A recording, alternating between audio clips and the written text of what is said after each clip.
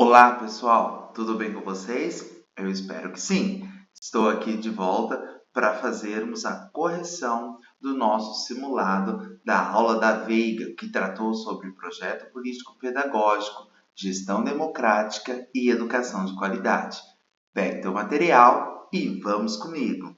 Na sua tela, você já tem a questão de número 1, que diz o seguinte: no entendimento de Uma Passos Veiga, a gestão democrática da escola pública poderá construir um caminho para a melhoria da qualidade do ensino se for concebida como um mecanismo capaz de inovar as práticas educativas na escola. Para tanto, a escola conta com instâncias colegiadas, entre elas o Conselho de Escola, a Associação de Pais e Mestres, o Conselho de Classe, dentre outros.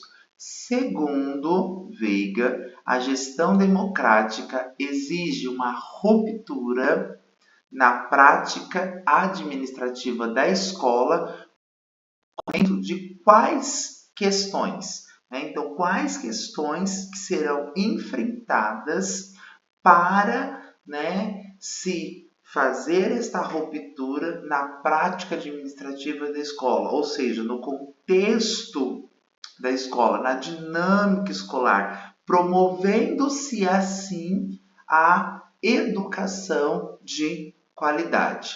Analisando os itens aqui, item A, por exemplo, das estratégias da ação na escola? Não. As estratégias da ação na escola, elas estarão fazendo parte da elaboração, constarão lá no projeto político-pedagógico, mas não tem a ver aqui, propriamente dito, a questão da gestão democrática fazendo essa ruptura na prática educativa. Do tempo cronológico e do tempo pedagógico? Não. Eles serão determinantes para que as ações, para que as situações, para que se construa, ali as ações no cotidiano da escola, ou seja, tem a ver com o tempo marcado pelo relógio, ou seja, o planejamento da aula, e o tempo pedagógico seria propriamente dito a ação pedagógica, as tomadas de decisões, colocar em prática aquilo que foi planejado dentro da sala de aula ou também em outros espaços escolares. Também não é o que vai exigir essa ruptura, o enfrentamento destas questões. Item C, da exclusão e reprovação e da não permanência do aluno na sala de aula. Pronto, aqui nós temos o nosso gabarito. O que a autora está querendo dizer com isso? Que eu tenho que enfrentar essa questão da exclusão e propor uma educação de qualidade, propor uma gestão democrática que permitirá a inclusão, a permanência e o sucesso de todos dentro dessa escola, garantindo-se assim a educação de qualidade para todos.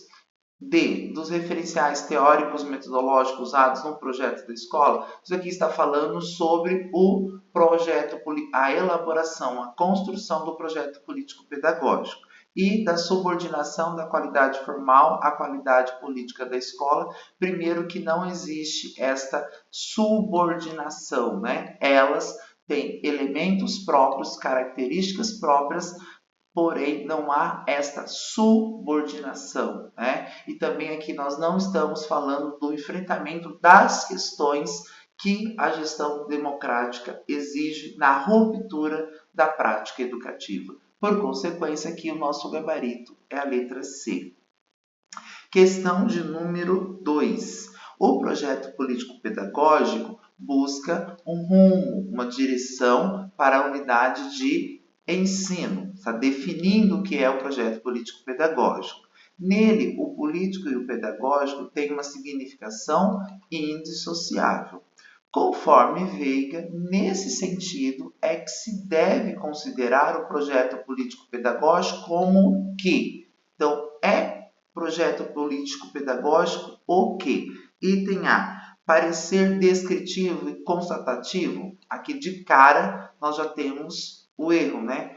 Não, o projeto político-pedagógico não é isso, né? E ele também não é feito pelos especialistas da educação. O projeto político-pedagógico, ele é construído, ele é elaborado, ele é executado e ele é avaliado por todos os atores sociais, porque ele é um compromisso assumido coletivamente por todos que fazem parte daquele espaço, daquela unidade escolar, daquela instituição. B. Simples agrupamentos de planos de ensino de atividades diversas? Não, né? Ele não é um documento burocrático, né? Ele não é algo ali simplesmente, né, agregado da parte pedagógica, dos planos de ensino, do currículo. Não, ele é um documento muito maior, que vai tratar da questão da globalidade da instituição escolar, do contexto, da realidade. C. Documento oficial a ser construído. Sim, ele é um documento, aqui estaria até certo, né? Ele é um documento, sim, oficial e ele deve ser construído. Só que onde vem aqui o erro? Arquivado e encaminhado às autoridades educacionais como prova do cumprimento de tarefas burocráticas. Jamais. Ele é um documento oficial que precisa ser construído, precisa ser executado, precisa ser, né, ali avaliado, ele precisa se fazer presente, constante, né, dar continuidade nas ações que foram propostas lá no projeto político-pedagógico. Ele não é um simples documento que vai, né, determinar uma burocracia, um cumprimento de uma burocracia, um cumprimento de uma lei. Então, por consequência, o nosso item tem que ser o item D. Observem no item D as palavras-chave sobre projeto político-pedagógico e sobre a autora. Então, nós temos aqui processo permanente de reflexão, algo super positivo. A discussão dos problemas da escola passa, né, estão no projeto político-pedagógico. A busca de alternativas viáveis, né? Busca de ações, busca de soluções que foram pensadas coletivamente e a efetivação de sua intencionalidade. Todo projeto precisa ter uma intencionalidade, precisa ter um porquê, precisa ter, né, uma direção a ser seguida, metas, objetivos, ações e assim por diante. Então, por consequência, aqui a nossa questão de número 2, o gabarito é a letra D de dado. Questão de número 3 diz o seguinte: considerando a proposição de Veiga de que a educação de qualidade é sustentada por dois eixos, a educação de qualidade é sustentada por dois eixos, a saber, quais são esses eixos? Igualdade e o eixo da inclusão. Assinale a alternativa correta. Então, vamos lá. Item A. Busca-se, com investimentos na educação básica, um modelo único.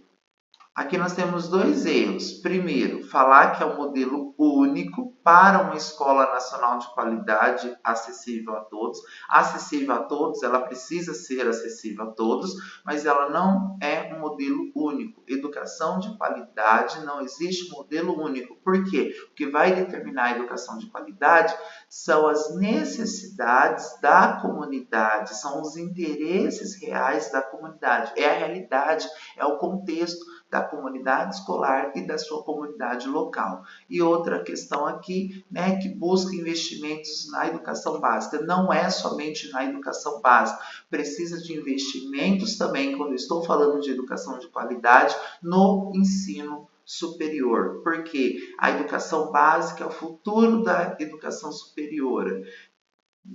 Da educação superior. E a educação superior é que vai formar a educação básica no futuro. Então, item A está errado. Item B. Considera que os recursos financeiros são desvinculados das condições e dos processos para que possa atingir a prática pedagógica em sua essência. Lembra que eu sempre falo, tome cuidado com palavras que eu posso ter o seu oposto e a banca coloca o oposto para tornar o item errado. É o que acontece neste item na palavra desvinculado. A banca colocou nessa palavra que é o oposto de vinculação, de vinculado, de relacionado. Então, anulou o nosso item B também. Item C. Implementa-se para a determinação das políticas públicas um organograma funcional com as atribuições de cada setor envolvido, principalmente dos profissionais da educação, dos pesquisadores e da comunidade escolar. Não. Quando eu estou falando de educação de qualidade, quando eu estou pensando em educação de qualidade dentro, sustentada num eixo de igualdade e de inclusão, eu preciso pensar na gestão democrática, eu preciso pensar na construção de um projeto político-pedagógico, eu preciso pensar em discussões, eu preciso pensar em análise, em reflexões, num processo permanente. E quem vai determinar as responsabilidades de cada um dentro deste processo são os atores que estão envolvidos ali. É a comunidade local, é a comunidade escolar. Então, o item C está errado. Item D. Compreende a qualidade como um conceito dinâmico, reconstruído constantemente, com base na autonomia da escola para refletir, propor e agir em prol do processo da própria construção da educação de qualidade. Acreditamos que achamos o nosso item aqui correto, porque aqui fala que qualidade é um conceito dinâmico, que ele é reconstruído constantemente dentro de um processo histórico, social, que vai determinar aí, permitir, possibilitar a autonomia da escola. Fala aqui também de reflexão, fala de proposição, fala de ação do processo próprio de construção da educação de qualidade. Ou seja, cada instituição escolar, cada unidade escolar vai pensar no seu conceito de educação de qualidade, vai pensar o que é educação de qualidade para ela, o que é educação de qualidade para uma escola dos ribeirinhos, para uma escola dos quilombolas, para uma escola dos indígenas. E o item E, o que tem de errado nele? Desenvolve estratégias para a integração dos modelos exitosos de diferentes instituições educativas privadas. Não é as instituições educativas privadas que serão modelos de educação de qualidade aqui. Não, a educação de qualidade ela é única, ela é construída pela escola. Então aqui o nosso gabarito é a letra D de dado. 4. Ilma Passos Veigas compreende que a gestão democrática exige uma ruptura na prática administrativa da escola para a construção coletiva de um projeto político-pedagógico ligado aos interesses e às necessidades da população. Para tanto, a autora defende que as possibilidades de empoderamento desta comunidade, de empoderamento desta comunidade está envolvida, são fundamentadas em 2 pilares. Quais seriam aí, então, esses 2 pilares da gestão democrática? Então, eu vou buscar aqui dentro dos elementos aquilo que fala sobre gestão democrática. O ensino-aprendizagem seriam 2 pilares que vai possibilitar o empoderamento da comunidade para a gestão democrática? Não. O desenvolvimento e aprendizagem? Também não. Democracia e participação? Democracia tem relação direta com o empoderamento de uma comunidade frente à gestão democrática? Participação, uma participação ativa, efetiva, tem relação com o empoderamento da comunidade diante de uma gestão democrática? Sim, aqui está o nosso gabarito. Cultura escolar e cultura familiar vai determinar a possibilidade de empoderamento da comunidade? Não. Conselho de escola e associação de pais e mestres? Também não. Conselho de escola e associação de pais e mestres são órgãos colegiados que permeiam a gestão democrática, mas isso não são pilares para o empoderamento da comunidade. Não é aquilo que eu vou fundamentar, aquilo que eu preciso ter para se ter uma gestão democrática, um empoderamento, um posicionamento diante ali das necessidades e dos interesses da população que faz parte daquela unidade escolar. Então, a questão aqui de número 4, o nosso gabarito é a letra C. 5. Segundo Veiga, o projeto político-pedagógico aponta um rumo, uma direção, um sentido específico para um compromisso que é estabelecido coletivamente. Para tanto, Veiga afirma que o projeto político-pedagógico exige o quê?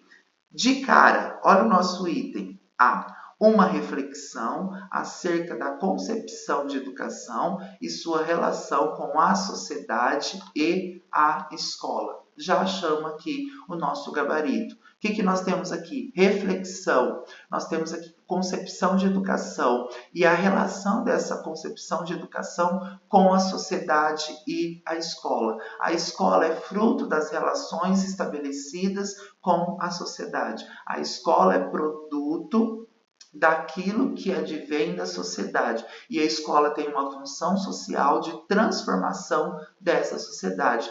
E a construção de uma educação de qualidade que vá permear por esses elementos durante a construção do projeto político-pedagógico. O que está errado no item B? A criação coletiva de um projeto pedagógico que garanta a aprendizagem dos mesmos conteúdos para todos os alunos? Não. Cadê a questão da diversidade? Cadê a questão da regionalidade? Cadê a questão ali da inclusão, né? De considerar a todos os alunos, mas também considerar suas necessidades reais, os seus interesses pessoais, né? Os seus interesses ali da comunidade. B. Uma adaptação das metodologias de ensino e aprendizagem conforme a indicação dos pais dos alunos? Totalmente equivocado. O projeto político-pedagógico não exige isso, né? O projeto político-pedagógico exige reflexão, discussão, análise coletiva. D. Uma proposta mais política e tecnológica de ensino e aprendizagem para as novas gerações? Também não. Apesar de ter elementos metodológicos, elementos políticos, né? Mas não é uma proposta mais política e mais tecnológica de ensino, né, e aprendizagem para as novas gerações. Até porque no projeto político-pedagógico eu não vou ter somente os aspectos pedagógicos, eu vou ter os aspectos políticos, eu vou ter o aspecto pedagógico, eu vou ter aspecto administrativo, aspecto financeiro, eu vou ter todas as dimensões possíveis de uma instituição educacional. E o item E, a definição de metas pela diretoria de ensino e não mais pelo tradicional corpo diretivo da escola. Não, quem vai definir as metas? Quem vai definir as metas é o coletivo, o grupo, né, de professores, de alunos, da comunidade local, da comunidade escolar, os funcionários, a equipe gestora, todos irão definir as metas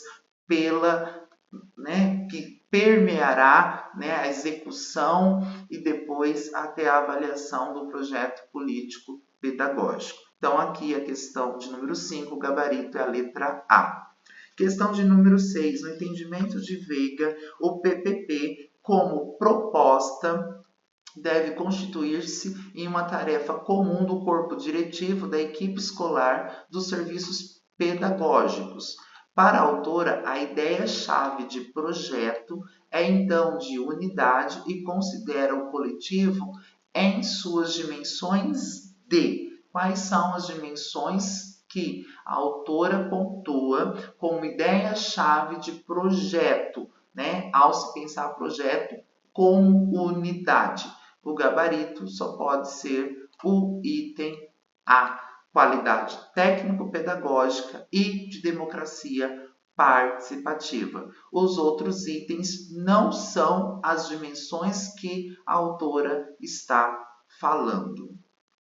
7.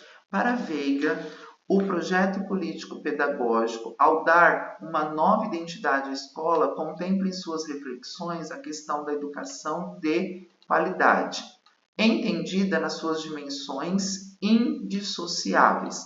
De acordo com a autora, essas dimensões indissociáveis são quais? Então, o projeto político-pedagógico, ao dar uma nova identidade à escola, contempla em suas reflexões a questão da educação de qualidade.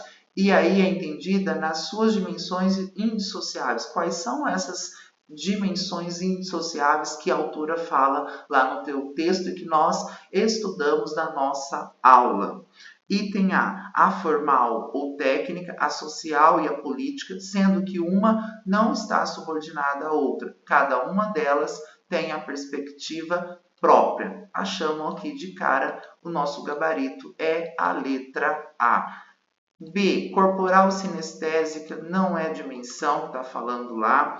Territorial e aviso espacial também não é. A histórica, filogenética e organizacional também não é. A financeira, a cultural, a compensatória, pior ainda. E a equitativa também não é. Por consequência aqui, não tem outra alternativa. O nosso gabarito é a letra A.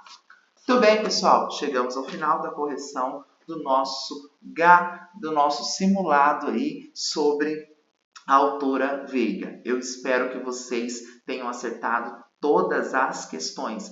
Caso tenha errado alguma questão, a dica é o seguinte: volte na sua aula texto no momento que está falando sobre o principal que a questão está pedindo. Se você errou, por exemplo, essa questão de número 7, que está falando sobre as dimensões indissociáveis, né? De quando um projeto político-pedagógico, ao dar uma nova identidade à escola, contemplando nas reflexões a questão da educação de qualidade, errou essa questão que está tratando dessa temática, você vai voltar lá no teu material para fazer o estudo, para fazer a análise do erro. E claro, se tiver a oportunidade de assistir novamente a aula que ficará disponível lá no teu Drive, também é um processo importante, porque lá o professor sempre está fazendo comentários a mais do que consta no material, na aula texto do teu PDF. Pessoal, espero encontrar vocês na próxima correção ou na nossa próxima aula ao vivo. Tchau e muito obrigado!